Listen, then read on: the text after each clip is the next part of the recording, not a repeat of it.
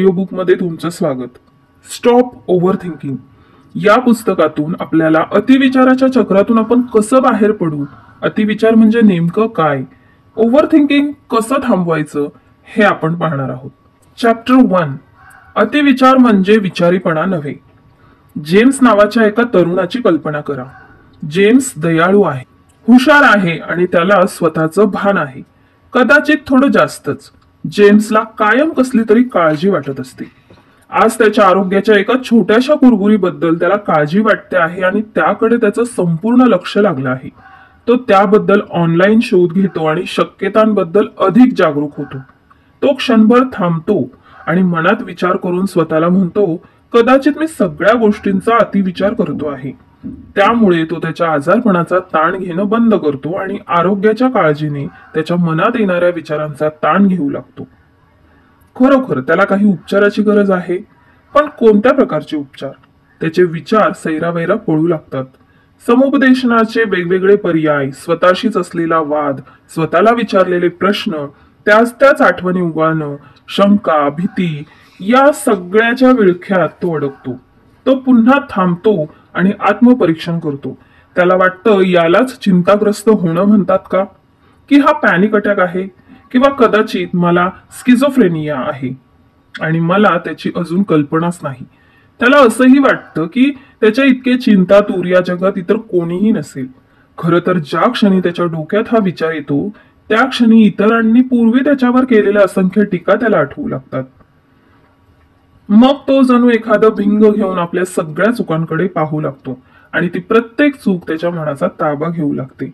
एखादी गोष्ट आपण आपल्या मनातून संपूर्णपणे काढून टाकू शकत नाही या विचाराने तो त्रस्त होतो आणि आपण असे का आहोत असं त्याला वाटू लागतं.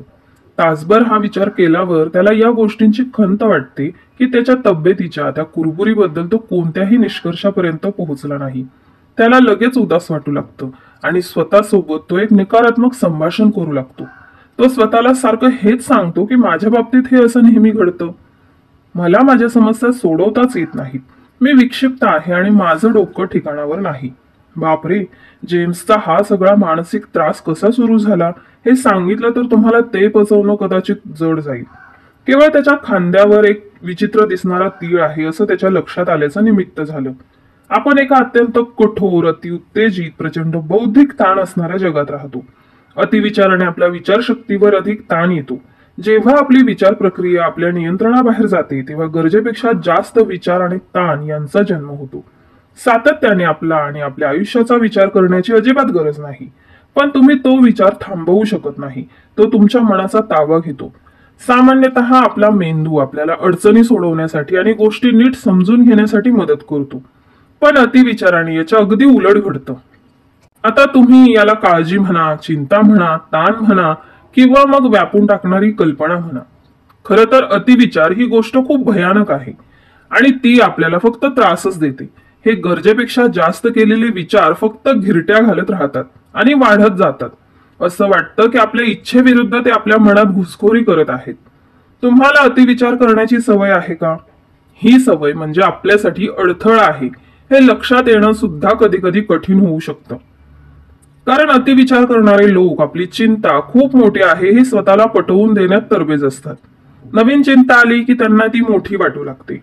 अतिविचार करण्याची सवय कदाचित चिंता किंवा नैराश्य यासारख्या एखाद्या मानसिक आजाराचे चिन्ह किंवा परिणाम असू शकेल.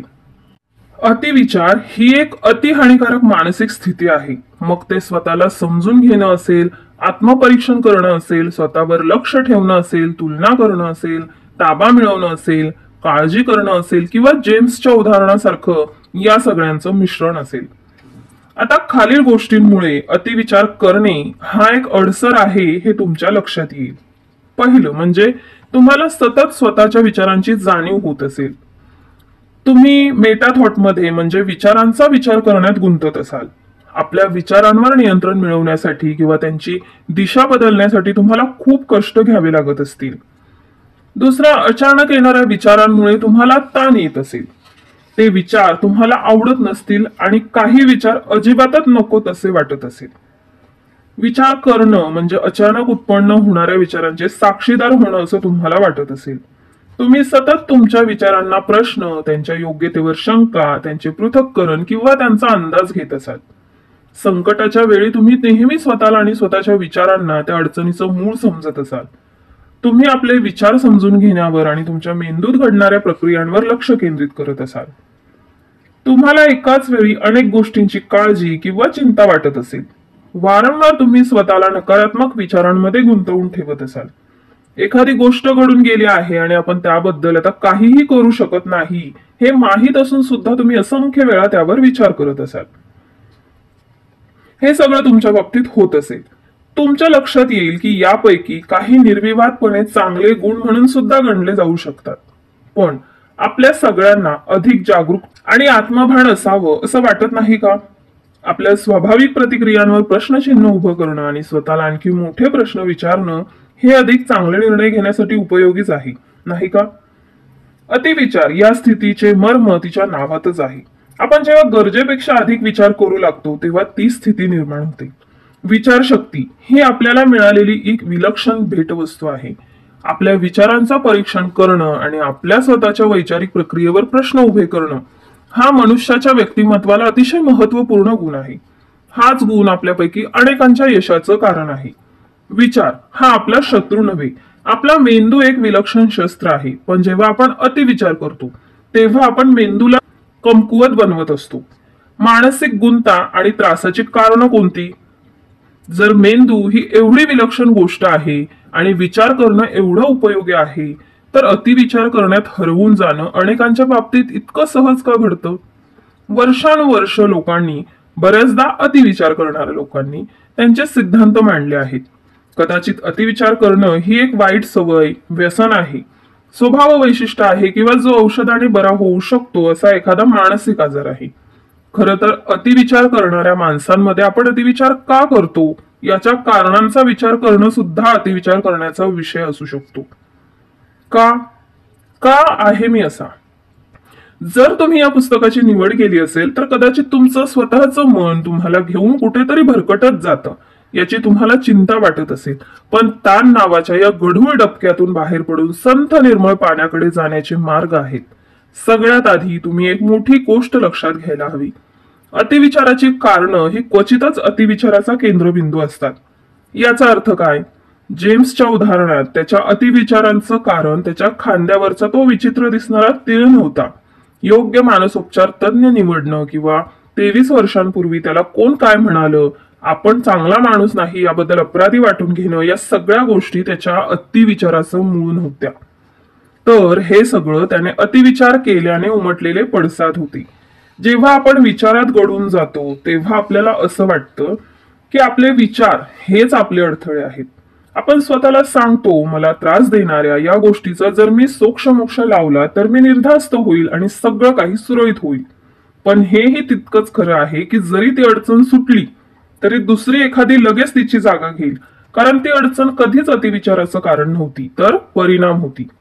अतिविचार करणाऱ्या अनेक लोकांचा मेंदू नको तितका क्रियाशील असतो. कारण नेमकं काय घडतं आहे हे त्यांना समजत नसतं. त्यावेळी त्यांच्या हे सुद्धा लक्षात येत नाही की ते समस्या सोडवण्याची अतिघाई करत आहेत. खरं तर त्या समस्येला केवळ ते समस्या समजतात म्हणून ती समस्या आहे. मग भलेही तुम्ही एखादा संभाव्य तोडगा काढाल आणि तो अंमलात आणण्यासाठी तुमची संपूर्ण ताकद पणाला लावाल, पण सरते शेवटी तुमच्या लक्षात येईल की तुमचा ताण आहे तसाच आहे. जर आपल्याला अतिविचार करण्याची सवय यशस्वीरित्या हाताळायची असेल तर आपल्याला स्वतःच्या विचारांमध्ये गुंतून न राहता एक पाऊल मागे घेणं गरजेचं आहे. येथे जेव्हा आपण अतिविचाराबद्दल बोलत असू तेव्हा आपण अस्वस्थतेबद्दल सुद्धा बोलत आहोत. हे यापुढे या पुस्तकात आपण समजून घेणार आहोत. अस्वस्थतेचा कोणताही विकार नसताना सुद्धा लोक अतिविचार करू शकतात, पण पुढच्या प्रकरणामध्ये आपण अस्वस्थतेला मूळ कारण आणि अतिविचाराला परिणाम मांडणार आहोत. तर अस्वस्थता येते कुठून? याला कारणीभूत तुम्हीच आहात का? अस्वस्थतेची कारणं शोधण्यासाठी संशोधन सुरू आहे. काही आघाडीचे सिद्धांत असं म्हणतात की ही स्थिती व्यक्तिमत्वाचा भाग आहे किंवा ही अनुवांशिक आहे. तुमच्या अस्वस्थ पालकांकडून तुमच्यात ती स्थिती आलेली आहे. अस्वस्थता इतर मानसिक आजार जसे नैराश्य आणि शारीरिक आजार जसे इरिटेबल बोवेल सिंड्रोम यांनाही सोबत घेऊन येते. असंही आढळलं आहे की अनेक महिला या स्थितीचा अनुभव घेतात. यात आहार, तणावपूर्व जीवनशैली, पूर्व आयुष्यातले आघात या सगळ्यांची महत्वाची भूमिका असते. लोक पैसे, काम, कुटुंब, नातेसंबंध, वाढते वय किंवा आयुष्यातल्या तणावपूर्ण घटना याबाबत अस्वस्थ असतात. पण पुन्हा या गोष्टी अस्वस्थता आणि अतिविचार यांची कारणे आहेत की परिणाम? अशी अनेक माणसं आहेत ज्यांना प्रचंड आर्थिक आणि कौटुंबिक अडचणींचा सामना करावा लागतो, पण तरीही त्यांना चिंता जाणवत नाही किंवा ते अतिविचार सुद्धा करत नाहीत. पण अशीही माणसं आहेत ज्यांच्या आजूबाजूची परिस्थिती पाहिली तर त्यांनी अस्वस्थ होण्याचं एकही कारण दिसत नाही, पण तरीही ते अस्वस्थ असतात. सगळ्या संशोधनांचा पाया असणारी एक बाब आपण लक्षात घेऊया. सर्व सिद्धांतांनुसार अस्वस्थतेची अनेक कारणं असू शकतात, म्हणजेच अनेक कारणांमुळे घडलेला हा परिणाम आहे. तुम्ही अस्वस्थ असण्याचं पहिलं महत्वाचं कारण म्हणजे स्वभाव विरुद्ध संगोपन मधील स्वभावाचा भाग. दुसऱ्या शब्दात सांगायचं तर जरी आता हे पटत नसलं तरी तुमच्या व्यक्तिमत्वातील अंतर्गत घटक तुमच्या अस्वस्थतेमागचं एक मोठं कारण असू शकतात. अस्वस्थतेच्या एका साध्या स्पष्टीकरणाने आपण सुरुवात करूया. अनुवंशिकता. सत्य हे आहे की आतापर्यंत कोणत्याही तज्ञांना अस्वस्थतेचं एकही अनुवंशिक कारण सापडलेलं नाही. पण काही संशोधकांनी एका अनुवंशिक घटकाचा शोध लावला आहे. 2019 मध्ये प्रकाशित झालेल्या मॉलिक्युलर सायकॅट्रीच्या शोध निबंधात पर्बिस आणि त्यांच्या सहकार्यांनी हा मुद्दा मांडला आहे की 9वे गुणसूत्र अस्वस्थता निर्माण करणाऱ्या जनुकांचे वाहक आहे, पण ही जनुके आहेत म्हणून अस्वस्थता निर्माण होईलच असं नाही. या शोध निबंधात असेही म्हटलं आहे की अस्वस्थतेचे विकार अनुवांशिकतेने आढळण्याचा दर 26% आहे. याचा अर्थ असा की लोकांमध्ये अस्वस्थतेचा विकार आढळतील किंवा आढळणार नाहीत याची 26% शक्यता अनुवंशिकतेवर आधारित असते. मला खात्री आहे की तुम्ही हे मान्य कराल की हा खूप लहान वाटा आहे. उर्वरित 74% काय? ते तुमच्या आजूबाजूचा परिसर, पूर्व आयुष्यातील अनुभव आणि सध्याची जीवनशैली यांच्यावर अवलंबून असतात. हे अशा प्रकारचं संशोधन अवघड असू शकतं. याबद्दल नीट विचार केला तर लक्षात येईल की पालकांमुळे तुमच्यात अस्वस्थता निर्माण होण्याचे 2 मार्ग आहेत. पहिला मार्ग अनुवंशिकता आणि दुसरा मार्ग म्हणजे आपल्या पालकांनी केलेलं आपलं संगोपन. आपल्या जडणघडणीच्या काळात वर्षातले अनुभव आणि इतर अनेक गोष्टी. अशा प्रकारे अनुवंशिकता आणि संगोपन या दोन्ही गोष्टींचे परिणाम वेगवेगळे करणं अवघड आहे. जर तुमच्या आई वडिलांपैकी कोणाला अस्वस्थतेचा विकार असेल तर तुम्हाला तो असण्याची शक्यता जास्त आहे. पण हा पुन्हा संभाव्यतेचा प्रश्न आहे. तुम्ही ज्याच्या तावडीतून सुटू शकत नाही अशी कोणतीही अस्वस्थतेची जनुके अस्तित्वात नाहीत. किंबहुना जसं आपलं वय वाढतं, आजूबाजूचा परिसर बदलतो, तसा आपल्या जनुकांचा आपल्यावरचा प्रभाव कमी होत जातो. हे सुद्धा सिद्ध करणारे पुरावे आता समोर येऊ लागले आहेत. जर तुम्हाला संभाव्य परिणामांची आणि पूर्वस्थितीची जाणीव असेल तर अस्वस्थतेला कसं हाताळायचं आणि चांगलं आयुष्य कसं जगायचं हे तुम्ही नक्कीच शिकू शकता. एपिजेनेटिक्स तुमच्या वर्तवणुकीचा आणि वातावरणाचा तुमच्या जनुकांच्या कार्यपद्धतीमध्ये काय बदल होतो याचा अभ्यास म्हणजे एपिजेनेटिक्स. हे क्षेत्र आता आपल्याला असं सांगतं की जनुके गोष्टीचा फक्त एक भाग आहेत. आपण आपल्या डीएनए सहित जन्माला येतो, पण आयुष्यात येणाऱ्या अनुभवांमुळे आणि आपल्या आजूबाजूच्या परिसरामुळे यात बदल घडू शकतात. मेथलेशन ही त्यापैकी एक प्रक्रिया आहे. मेथलेशन सारख्या रेणूंच्या आण्विक प्रक्रियांमुळे काही जनुके सक्रिय किंवा निष्क्रिय होऊ शकतात. मेथलेशन या प्रक्रियेमुळे जनुकांचा आपल्या वागणुकीवर होणारा परिणाम पूर्णपणे नाहीसा होऊ शकतो. हा एवढाच शोध जेपिटेनिक शास्त्रज्ञांनी लावला नसून मेथलेशन ही प्रक्रिया अनुवंशिकतेने पुढच्या पिढ्यांमध्ये सुद्धा येऊ शकते असं त्यांचं म्हणणं आहे. अतिविचार करण्याची सवय अनुवंशिक आहे का? हो, पण ही सवय फक्त अनुवंशिक नाही. आजही त्या 74% आयुष्य अवलंबून आहे. याचा अर्थ असा आहे की आपल्या सभोवतालचा परिसर एक मोठी भूमिका बजावू शकतो. आपल्यात अनुवंशिकतेने आलेल्या गुणांबद्दल आपण काही करू शकत नाही, पण आपल्या आजूबाजूच्या इतर गोष्टींबद्दल आपण बरंच काही करू शकतो. आपल्या आत अनुवंशिकते व्यतिरिक्त अस्वस्थतेचे इतरही काही स्रोत आहेत. आपल्यापैकी अनेक जण अतिविचाराने व्यसनी झाले आहेत.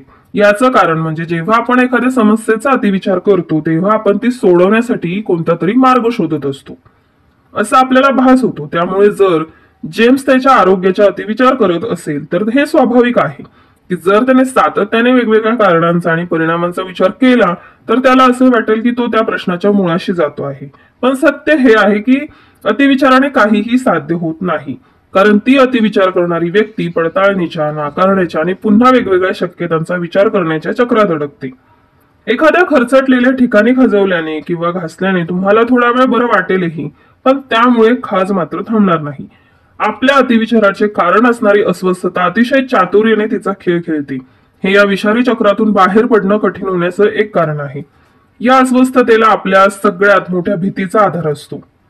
तुमच्या वैयक्तिक क्षमता, काही ठराविक लोकांशी असलेलं तुमचं नातं, तुमचं शारीरिक व मानसिक आरोग्य किंवा इतर काही गोष्टी, यामध्ये काही ठराविक घटना घडल्या की तुमचे अतिविचार संपूर्ण ताकदीने पुन्हा जागरूक होतात. तुमच्या नियंत्रणाबाहेर जाणारे विचार तुम्ही थांबवण्याचा प्रयत्न केलात तर त्याचा परिणाम पूर्णपणे उलट होतो. तुम्हाला ज्या गोष्टीची चिंता वाटते त्या गोष्टीचा तुम्ही अधिक विचार करू लागता.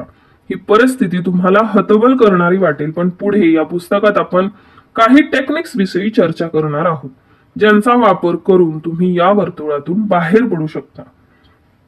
शेवटी आपल्या रोजच्या सवयी आपल्या अस्वस्थतेला खतपाणी घालून अगदी सहजपणे अतिविचाराची सुरुवात करून देऊ शकतात. वारंवार सोशल मीडियावर वेळ घालवणं, नीट न खाणं किंवा योग्य पोषण न मिळणं, आवश्यक तितकं पाणी न पिणं, अनियमित झोपेच्या वेळा आणि अशा अनेक सवयींमुळे आपली अतिविचाराची सवय वाढू लागते. आपण आतापर्यंत उल्लेख केलेल्या सगळ्या घटकांपैकी हा घटक नियंत्रित करणं सगळ्यात सोपं आहे. पण अस्वस्थतेचा दुसरा स्रोत मात्र आपल्या इच्छेसमोर सहजासहजी झुकणारा नाही. तुमच्या आजूबाजूचं वातावरण यासाठी कारणीभूत आहे का? अनुवंशिकतेने तुम्हाला गोरीपान त्वचा मिळाली असेल, जी उन्हात इतरांपेक्षा जास्त काळी पडते, किंवा इतरांपेक्षा उन्हाचा त्रास तुम्हाला जास्त होतो. पण तुम्हाला त्या उन्हाच्या झळांचा त्रास होणं हे तुमच्या जनुकांवर अवलंबून नाही, तर ते सूर्याच्या उष्णतेवर किंवा उन्हावर अवलंबून आहे. आपल्या जनुकांचा प्रभाव तर असतोच, पण अस्वस्थता निर्माण करण्यात आणि ती टिकवून ठेवण्यात आपल्या आयुष्याची खूप महत्वाची भूमिका असते. दुसऱ्या शब्दात सांगायचं तर जनुकांचा प्रभाव प्लस तणावपूर्वक घटना इज इक्वल टू अतिविचार. पूर्वी असं समजलं जायचं की ज्या व्यक्तीच्या मेंदूमध्ये रासायनिक असमतोल आहे तिच्यातच मानसिक विकार आढळतात. पण आता आपल्या हे लक्षात येत आहे की अस्वस्थता आणि संबंधित मानसिक आजार हे तणावपूर्ण जगात राहणाऱ्या कोणत्याही व्यक्तीमध्ये आढळू शकतात. ताण ही काही वाईट गोष्ट नाही. युस्ट्रेस किंवा चांगला ताण हा एक प्रकारचा सामान्य ताण असतो, जो आपल्याला प्रेरणा देतो, दक्ष ठेवतो आणि आपण अधिक चांगले होण्यासाठी आव्हान देतो. पण जेव्हा हा ताण खूप जास्त प्रमाणात असतो तेव्हा मात्र त्याचा अगदी उलट परिणाम होतो. तो आपले मानसिक स्त्रोत घटवतो, आपण सक्षम नाही अशी भावना आपल्या मनात निर्माण करतो. पण दुसरीकडे आपल्याला उत्तेजित करणारे काहीच नसेल तरीही आपल्याला ताण येईल. याला हायपोस्ट्रेस म्हणतात.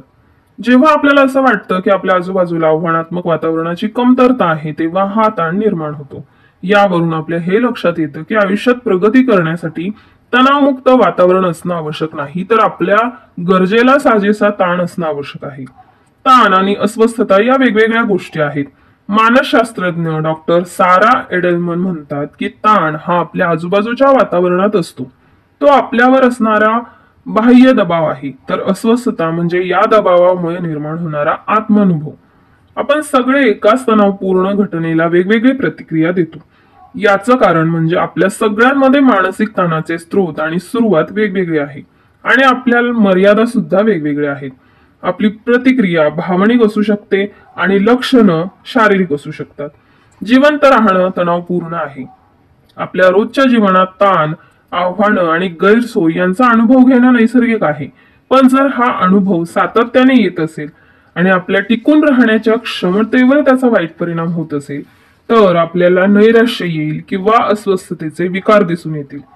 कामाचा ताण, अवास्तव मागण्या करणारी मुलं, भावनिकदृष्ट्या त्रासदायक नातं, 24 तास सुरू असणाऱ्या बातम्यांचा कधीही न संपणारा ताण, राजकारण, हवामानातील बदल, तुमच्या शेजारच्यांचं वरच्या पट्टीतलं बोलणं, झोपेचा अभाव, आरोग्यासाठी हानिकारक असणाऱ्या अन्नांचं अतिरिक्त सेवन, गेल्या वर्षी तुमच्यासोबत घडलेला एखादा त्रासदायक प्रसंग, तुमच्या बँक खात्यातील कमी रक्कम, या अशा अनेक गोष्टींमुळे आपल्यापैकी अनेक जण तणावग्रस्त होतात, याबद्दल काहीही शंका नाही.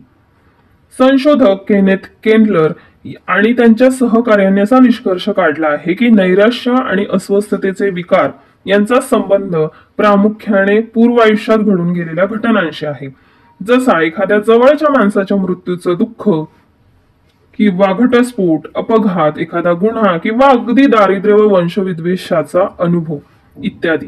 इतरही अनेक संशोधनांमध्ये असं आढळलं आहे की मानसिक आजाराचं सगळ्यात मोठं कारण म्हणजे एखादा आघात अनुभवणं किंवा बालपणी वाईट वागणूक सहन करणं हे सुद्धा होतं. 2000 साली क्रिस्टिन हिम आणि सहकार्यांनी असं मत मांडलं की बालपणी ज्या मुलीवर लैंगिक अत्याचार झाले त्यांना मोठेपणी इतर स्त्रियांच्या तुलनेत ताणाचा अधिक त्रास झाला. जेव्हा आपण आपल्या आजूबाजूच्या घटकांचा विचार करतो तेव्हा आपण आपल्या आयुष्यातल्या मोठ्या घटनांचा विचार करत असतो, ज्यामुळे अतिविचाराला खत पाणी मिळतं. यापैकी अनेक गोष्टींचा उल्लेख यापूर्वी केला गेला आहे, पण अजून अशा अनेक गोष्टी आहेत ज्यामुळे वातावरणातील घटकांचा आपल्यावर परिणाम होतो. आपलं घर, ऑफिस आणि अशी इतर ठिकाणी जिथे आपण आपला बराच वेळ घालवतो त्याचा आपल्यावर बराचसा परिणाम होतो. या जागांची संरचना आणि तेथील उत्सर्जन याचा आपल्यावर प्रचंड परिणाम होतो. अस्वस्थता हाताळण्याचा उपाय म्हणून जर कधी तुम्हाला कोणी तुमची खोली स्वच्छ करा असा सल्ला दिला असेल तर त्याचं हेच कारण आहे की अव्यवस्थितपणा. मग तो घरी असो किंवा कामाच्या ठिकाणी तो आपल्या अस्वस्थतेतच कारण ठरतो.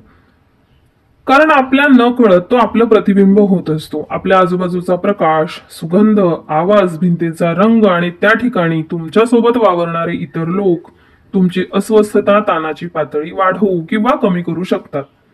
उत्तम प्रकाश योजना, सुगंध आणि भिंतीवरील रंगसंगती यांचा किती प्रभाव असू शकतो हे लक्षात आल्यावर तुम्ही आश्चर्यचकित व्हाल. त्यामुळे फक्त अनुवंशिक घटक जबाबदार नसून आयुष्यात घडलेल्या घटना आणि आजूबाजूचा वातावरणीय तणाव यांची सुद्धा अस्वस्थतेत महत्वाची भूमिका असते. मगाशी आपण घेतलेल्या उदाहरणाकडे परत जाऊया आणि समजूया की अनुवंशिकतेने एखाद्या माणसाच्या त्वचेचा रंग सावळा आहे आणि त्याला सूर्याच्या उष्णतेचा त्रास होत नाही, पण जर तो वारंवार कडकडीत उन्हात गेला तर त्याला नक्कीच त्याचा त्रास होईल. आपलं हे उदाहरण थोडं व्यापक करूया.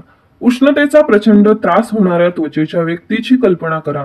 कदाचित हा त्रास त्यांना अनुवंशिकतेने झाला असेल, पण तो रोखण्यासाठी ते आपल्या वागणुकीत योग्य ती काळजी घेऊ शकतात.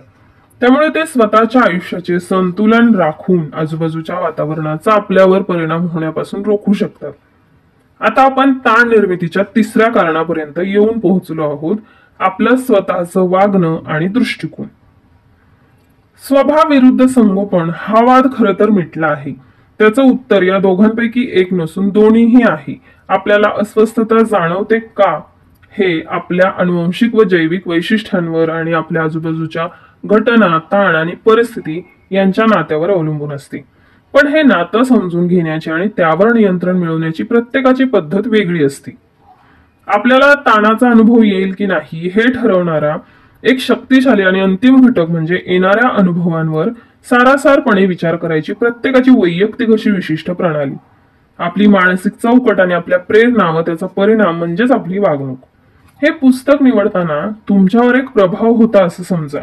तो स्वभावामुळे होता की संगोपनामुळे ते सांगता येणार नाही. आपल्या आयुष्याची कथा, आपली सगळ्या गोष्टींबद्दलची जाणीव, आपल्या अंतरंगात सुरू असणारा संवाद आणि आपली स्वतःची ओळख हे सगळं स्वभाव आणि संगोपन एकत्र आल्यानंतर अस्तित्वात येतं. जुन्या म्हणीनुसार ओझं किती आहे यापेक्षा आपण ते कसं वाहून नेतो हे महत्वाचं आहे. एखादी घटना तुम्ही कशी समजून घेता, तुम्ही तिचा काय अर्थ लावता, त्यात तुम्ही किती गुंतता आणि तुम्ही कशाची निवड करता यावर ती तुम्हाला तणावपूर्ण किंवा भारावून टाकणारी वाटते का हे अवलंबून असतं. एकच परिस्थिती दोन माणसं अतिशय भिन्न पद्धतीने हाताळू शकतात. परिस्थिती हाताळण्याच्या त्या पद्धतीवर त्यांचा अनुभव अवलंबून असतो, परिस्थितीवर नाही.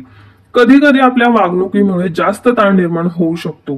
जर सभोवतालची परिस्थिती तुमचं आयुष्य नियंत्रित करत असेल, म्हणजे तुम्हाला तुमचं आयुष्य तुमच्या नियंत्रणाबाहेर गेल्याचं आणि ते ग्रह, तारे, नशीब आणि इतर लोकांवर अवलंबून असल्याचं वाटत असेल, तर तुम्ही कोणत्याही नव्या परिस्थितीकडे एक आव्हान म्हणून उत्सुकतेने न पाहता धोका म्हणूनच पाहाल.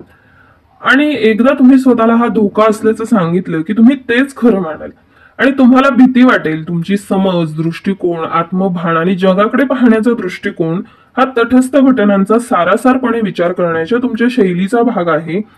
आपण ताणाला प्रतिसाद देत नसतो, तर त्याबद्दलची आपली जी समज आहे तिला प्रतिसाद देत असतो. पुढच्या प्रकरणांमध्ये तुमच्यात अनुवंशिकतेने येणाऱ्या सवयी कशा बदलायच्या याचे उपदेश तुम्हाला दिसणार आहेत.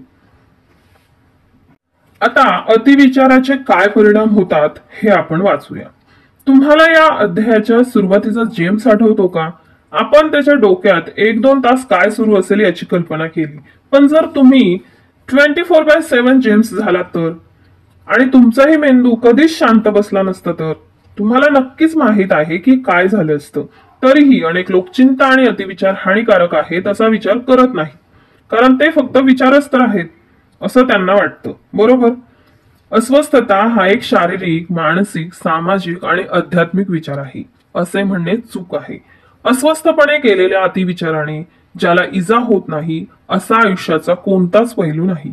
जेव्हा तुम्हाला धोका जाणवतो तेव्हा तुमच्या HPA पातळीवर म्हणजे मेंदूचा गाभा, शारीरिक अवस्था नियंत्रण करणारी पिट्युटरी ग्रंथी व अन्नपचन नियंत्रण करणारी ऍड्रेनल ग्रंथी यावर परिणाम होतो. तुमचा मेंदू चेतातंतूसाठी रसायन आणि संप्रेरकांचा एक प्रवाहच शरीरात सोडतो आणि त्याचा परिणाम म्हणून लढा किंवा पळून जा यापैकी एक पारंपरिक प्रतिसाद देऊन शरीर येऊ घातलेल्या संकटातून तग धरतं. अल्प आणि दीर्घ काळासाठी कोणते शारीरिक परिणाम दिसून येतात तर वेगाने धडधडणारे हृदय, डोकेदुखी, मळमळ, स्नायूंवर येणारा ताण, थकवा, चक्कर, श्वासोच्छवासाचा वेग वाढणे, स्नायूंचे दुखणे, थरथर कापणे, घाम येणे, अपचनाचा त्रास, प्रतिकारशक्ती कमी होणे आणि विसरभोळेपणा. थोड्या काळासाठी तीव्र तणाव सहन करता येईल अशी तुमच्या शरीराची रचना केली गेली आहे, पण सातत्याने बराच ताण तुमच्यावर असेल तर हृदयाचे आजार, निद्रानाश, हार्मोन्स मधील अनियमितता आणि इतर अनेक आजार उद्भवू शकतात. जर सर्वसाधारण ताण प्रदीर्घ कालावधीसाठी लांबला गेला तर त्याचे शारीरिक परिणाम आयुष्यभर दिसून येतील. मन आणि मानसिकतेवर अतिविचारामुळे होणारे परिणाम: थकवा, मानसिक अशांतता व अस्वस्थता, उदासीनता, चिडचिड, चित्त विचलित होणे, प्रेरणेचा अभाव, भूक न लागणे, भयानक स्वप्न पडणे, नैराश्य, स्वतःवर नियंत्रण नसणे, कामवासना व भूक यात बदल आणि इतर अनेक मानसिक परिणाम आढळतात. ताणामुळे नकारात्मक आणि त्रासदायक विचार निर्माण होतात. आपला आत्मविश्वास डळमळीत होतो आणि प्रेरणा नाहीशी होते. याहून जास्त भयानक म्हणजे अतिविचाराने कोणत्याही प्रसंगाकडे पाहण्याचा तुमचा दृष्टिकोन बदलतो. तुमच्या व्यक्तिमत्वाला अशा प्रकारे आकार मिळतो की तुम्ही अधिकाधिक जोखीम टाळू लागता. तुम्ही अधिक नकारात्मक विचारांवर लक्ष केंद्रित करता आणि तुमची लवचिकता कमी होते. जेव्हा तुम्ही सातत्याने ताण अनुभवत असता तेव्हा तुम्ही खऱ्या अर्थाने जागरूक नसता आणि आताच्या क्षणावर लक्ष केंद्रित करून आयुष्याचा अनुभव सुद्धा घेत नसता. काहीतरी वाईट घडेल किंवा आधी काहीतरी वाईट घडलं आहे यातच तुम्ही इतके गुंतलेले असता की आनंद, कृतज्ञता, नातेसंबंध, सर्जनशीलतेच्या असंख्य क्षणांना तुम्ही मुकता. याचा अर्थ समस्यांवर तुम्ही सर्जनशील उपाय शोधणं, नवीन संधीचा शोध घेणं, त्याचा फायदा घेणं आणि आपल्या आयुष्यात जे चांगलं घडतं आहे त्याबद्दल मनापासून कृतज्ञ असणं हे सगळं करत नाही. जर तुम्ही सातत्याने चिंता आणि भीतीच्या छायेत असाल तर येणाऱ्या प्रत्येक प्रसंगाकडे तुम्ही त्याच नजरेने बघाल आणि तो प्रसंग जसा आहे तसा त्याकडे न पाहता तुम्ही त्याकडे चिंतेच्याच नजरेने पाहाल. अतिविचाराचा आपल्या आजूबाजूच्या सामाजिक वातावरणावर कसा परिणाम होतो? वैयक्तिक नातेसंबंधांवर परिणाम: कामाच्या ठिकाणी वाईट कामगिरी, उतावीळपणा, इतरांवर चिडचिड, समाजात न मिसळणे, व्यसनाधीनता आणि इतर वाईट सवयी. जो माणूस सतत तणावाखाली आणि अस्वस्थ असतो तो जीवनातील सर्व अर्थ व आनंद गमावू लागतो. तो नवीन योजना करणं बंद करतो, तो इतरांशी सामंजस्याने आणि करुणेने वागत नाही आणि त्याचा आयुष्यातील उत्साह मावळतो. जेव्हा एखाद्याचं मन संकटग्रस्त असतं तेव्हा त्याच्यात अतिशय अल्प प्रमाणात उत्स्फूर्तता, विनोद व इतरांप्रती आदर शिल्लक असतो, बरोबर? तुमच्या लक्षात येईल की शारीरिक, मानसिक आणि सामाजिक पैलू सगळे एकत्र येऊन अतिविचार आणि अस्वस्थता निर्माण करतात. उदाहरणार्थ, जर तुम्ही सतत अतिविचार केला तर तुमच्या शरीरात कॉर्टिसोल आणि ताणतणावाचे इतर हार्मोन्स निर्माण होतील, जे तुम्हाला अतिविचाराच्या काठावर आणून सोडेल. यामुळे तुम्हाला अधिक नैराश्य येईल आणि तुम्ही जास्त विचार करू लागाल. तुमच्या तणावात भर पडेल, तुमचा स्वतःबद्दलचा व स्वतःच्या आयुष्याबद्दलचा दृष्टिकोन बदलेल. मग कदाचित तुम्ही स्वतःसाठी चुकीच्या गोष्टींची निवड कराल, म्हणजे जसं की रात्री उशिरापर्यंत जागरण करणं, चुकीचा आहार करणं, लोकांपासून दूर जाणं. ज्यामुळे तुमचं तणावाचं चक्र अविरत सुरू राहतं. तुम्ही तुमच्या कामाच्या ठिकाणी अतिशय वाईट कामगिरी कराल, कामाची चालढकल कराल आणि स्वतःची चिंता आणखी वाढवाल. सामाजिक त्रासाची आणि दबावाची भूमिका तटस्थ असते. जोपर्यंत आपण त्यांना आपल्या मनाच्या चौकटीत प्रवेश करू देत नाही, त्यांचा स्वतःवर परिणाम होऊ देत नाही, तोपर्यंत त्यांची आपल्याला अडचण होत नाही. जेव्हा आपण वारंवार एखाद्या गोष्टीचा विचार करतो, तेव्हा आपल्याला रोजच्या आयुष्यातला साधा तणाव सुद्धा प्रचंड असल्यासारखा वाटू लागतो आणि नकारात्मकता निर्माण होते. जेव्हा आपण अतिविचार करतो, तेव्हा आपण अस्वस्थतेच्या विळख्यात अडकतो. या वाईट व्यसनाच्या पकडीचा परिणाम आपल्या आयुष्य, मन, शरीर आणि आत्मा या सर्वांवर होतो. जर तुम्हाला आयुष्यभर अतिविचार करण्याचे व्यसन असेल, तर तुम्हाला असे वाटू लागले असेल, हा आता तुमच्या व्यक्तिमत्वाचा भाग आहे. पण लक्षात घ्या, बदल शक्य आहे. अतिविचाराची आपल्या आयुष्यात काय भूमिका आहे हे आपल्याला समजल्यावर बदलाची सुरुवात होते. खरं तर अतिविचार करणाऱ्या माणसांना इतरांपेक्षा एक फायदा जास्त असतो. अनेकदा ते इतरांपेक्षा जास्त हुशार आणि जागरूक असतात. त्यांना स्वतःसाठी जे फायदेशीर आहे ते निवडता येतं. फक्त त्यांनी ते मान्य करायला हवं की अतिविचाराने आपलं अजिबात भलं होत नाही. आपल्या सर्वांचा ओढा आणि प्रतिकूल परिस्थितीत टिकून राहण्याची क्षमता, लवचिकतेचे प्रमाण वेगवेगळे असते. आपल्या सगळ्यांच्या आजूबाजूच्या परिस्थितीचा ताण वेगळा असतो, पण आपण ती परिस्थिती कशी हाताळतो आणि कसे पुढे जातो हे आपल्या हातात असतं. अतिविचार ही कृती नैसर्गिक नाही आणि आवश्यकही नाही. ती एक हानिकारक कृती आहे जी आपण थांबवू शकतो, पण आपली तशी इच्छा हवी. आयुष्यात ताण असणारच, पण अतिविचार करायचा की नाही हे आपल्या हातात असतं.